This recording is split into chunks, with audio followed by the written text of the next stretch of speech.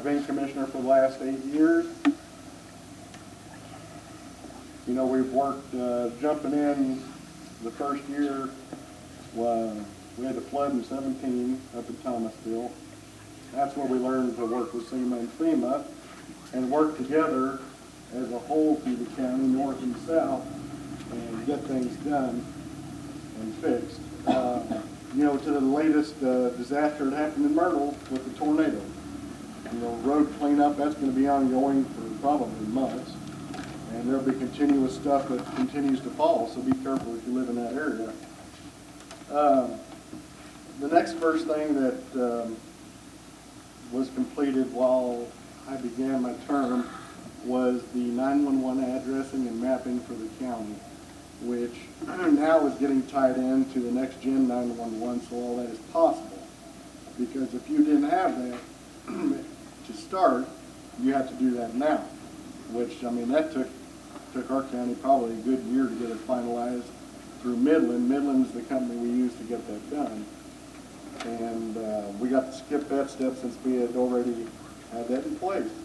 That next gen 911, if you make a phone call and you're able to get through, we'll pinpoint your location within 10 feet of your location from your cellular device. If you can make a phone call, you're able sometimes to get text through, they'll pinpoint your location that way. So that's going to be very handy in our part of the area with no cell service, or very little. Courthouse. We've done multiple upgrades to our courthouse. We've switched the heating and air from window units and the old boiler that was inefficient to mini splits, heating and air. That is saving our county alone, we tallied, to at least a minimum of $1,200 to $1,300 a month doing that alone. We put a higher efficiency boiler in because our old boiler unit went out. We put a brand new roof on the courthouse with a 20-year warranty of silicone-based roofing material that doesn't flap like a sail like the old one did every time the wind blew. We did tuck pointing and sealing around windows, you know, just keeping stuff up. Since I've been commissioner, I have put in 1 new bridge, 4 slabs and water crossings. Some of those have tin horns, some of them don't. The approach at Rose Hill at 142, which was a terrible, dangerous spot for people pulling out of the southern end, trying to pull on the highway. A lot of wrecks there. We coordinated that with MoDOT. We got that took care of last November, so that is complete. You know, during the summer months when it's too dry to grade, we concentrate on fills and dirt projects and keep ourselves busy that way. We stumbled across the new product called Base One that is going to alleviate a lot of our trouble spots with washboards and potholes and, you know, steep hills. Every time it rains, the water carries it down the hill for you, and you have to go recover that material all the time. This will set up like concrete and last 6 to 7 years. So we're really looking forward to doing that. It's a little expensive. I think mile of it's about $7,200, $7,300. But I think in the end of us, between us having to go every week or two to maintain a portion of road, and it could be set up like concrete, we're going to be ahead. We're updating our fleets of our dump trucks. North and south, we got 4 new dump trucks and retiring some of the older ones that have been plaguing us. Pickups as well. Our latest feat is the brush cutters. They've been nightmares, but we're in the middle of bidding 3 or 4 different dealers on tractors there, and we'll see how that goes.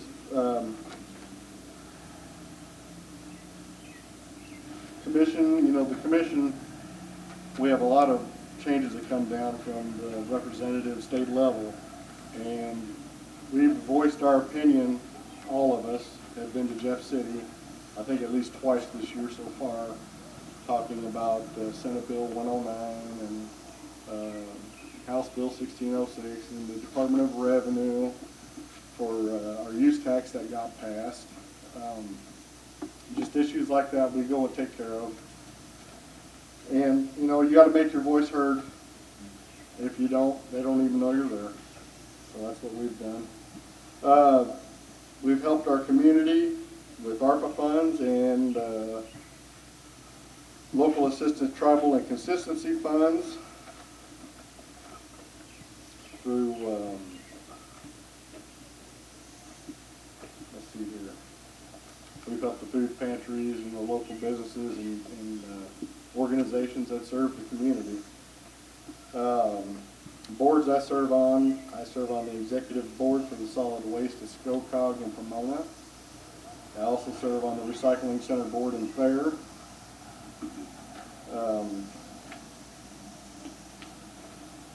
And that's very important to get that stuff started in a community.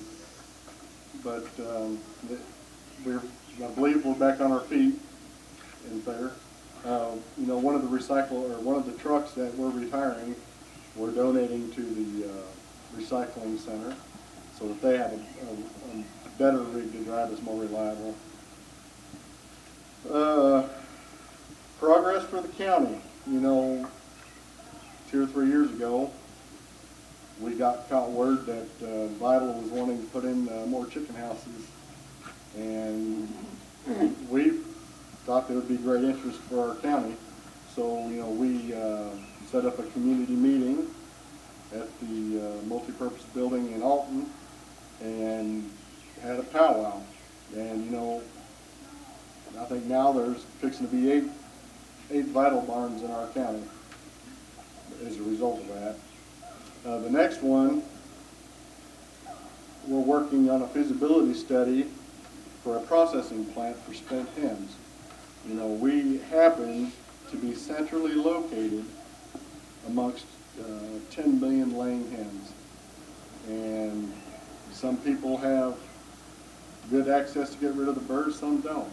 So what we're wanting to propose is putting in a processing facility that will create jobs in this county and give the farmers an avenue for the birds to go. And we're going to create chicken meal and for dog food and possibly some canned meat, stuff like that for soups and stuff. So that's kind of where we're at. I mean, there's more. It's just, you got to think of it. So if you have any questions, I'll do my best to answer them. Yes, sir. Who determines the priority on how these roads are repaired? Like my problem is 142 East has been resurfaced, they put shoulders on the road, and 142 West hasn't even. Are you talking about highway? Yeah, that would be MoDOT. That's MoDOT, yeah, okay. That It'll be based on ADT, or average daily traffic. So whatever, and I know it don't sound very good if you live on that road, but it's just however much traffic is based out there, they're going to get, that squeaky wheel's going to get the grease and work its way down to those very low volume roads.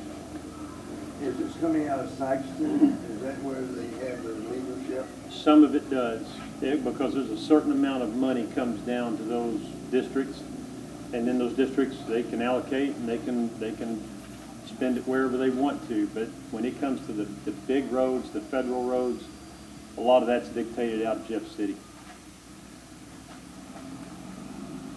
It's sort of like a self-fulfilling prophecy. If you have a road that you make a lot better, it's probably going to get more passengers on it.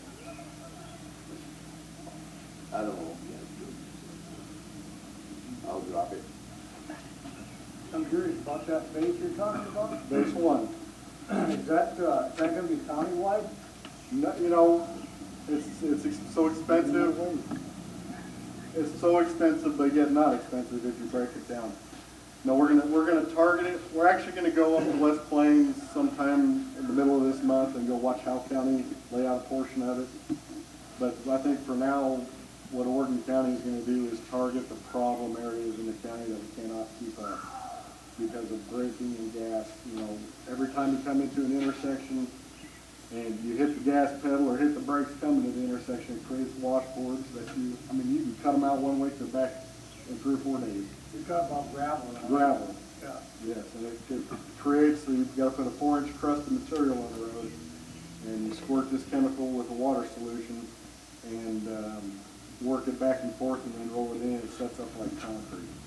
And it supposedly lasts, the gentleman said, 6 to 7 years, and you can come in and do a mile, like an inch or two on top of that to resurface it, and it could go again for another 6 or 7 years. And that, not only from the traffic standpoint, but the recovery standpoint of your material every time it rains. That just eliminates that problem.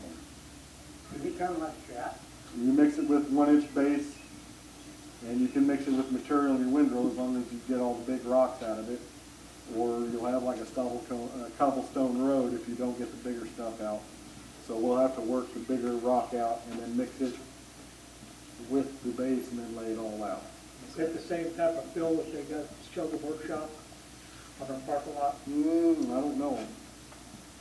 I don't know what they have.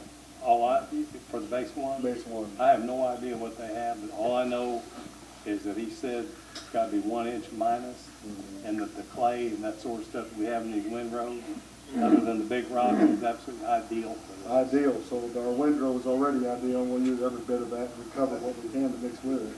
They got good fill. It's, the parking lot's a lot better. It ain't 100%, but it's a lot better than it was. The gentleman had actually went, when we went to Howell County to their meeting when he was talking to them about it, he brought a sample of it.